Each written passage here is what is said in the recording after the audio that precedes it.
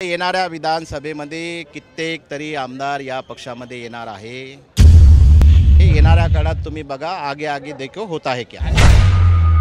राजभाऊ काय सांगाल, आज नामांकन अर्ज दाखल? आज मी माझा नामांकन अर्ज दाखल केला। या महाराष्ट्राचे सर्व मान्य मुख्यमंत्री सन्मान्य शिंदेसाहेब असतील, या महाराष्ट्राचे उपमुख्यमंत्री आमचे नेते देवेंद्र फडणवीस असतील, महायुतीचे सर्व नेते सुलेखाताई असेल, कवाडेजी असेल, प्रफुल्लभाई, हे सर्व लोक माझ्या उमेदवारी फॉर्म भरण्याकरता आले। सोबतच गडकरी साहेबांसोबत मी सुद्धा माझा फॉर्म भरला।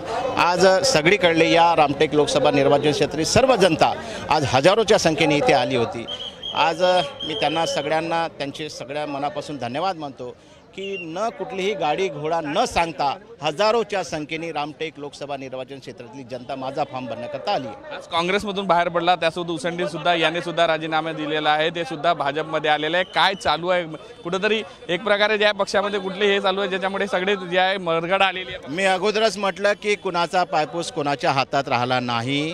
आज आमचे मनोहर कुंभारे असतील, नामदेवराव असतील, आता हे सगळे प्रवाहात येणार आहे। येणाऱ्या काळात तुम्ही बघा, आगे आगे देखो होता है क्या। आणखी काय किती पक्ष प्रवेश होणार आहे? कारण की आता सध्या दिवस अगोदरच सांगितलं, येणाऱ्या विधानसभेमध्ये कित्येक तरी आमदार या पक्षामध्ये येणार आहे। सभेच्या दरम्यान चित्र अजून बदललेलं, तेव्हा बघा, आगे आगे देखो होता है क्या। ते राजू पारवे त्यांनी सांगितलं, मोठं चित्र बदललेलं सर, आगे आगे देखो होता है क्या, अशा पद्धतीची सूचक भावना आहे ते त्यांनी व्यक्त केलेली आहे। व्हिडिओ जर्नलिस्ट सौरभ बोलेसह पराग डोबळे, साम टीव्ही न्यूज, नागपूर। देश विदेशातील प्रत्येक घडामोडींचे लाईव्ह अपडेट मिळवण्यासाठी आता साम टीव्हीच्या सर्व सोशल मीडिया प्लॅटफॉर्मला लाईक, फॉलो आणि सबस्क्राईब करा। तसंच सर्व नोटिफिकेशनसाठी बेल आयकॉन प्रेस करायला विसरू नका।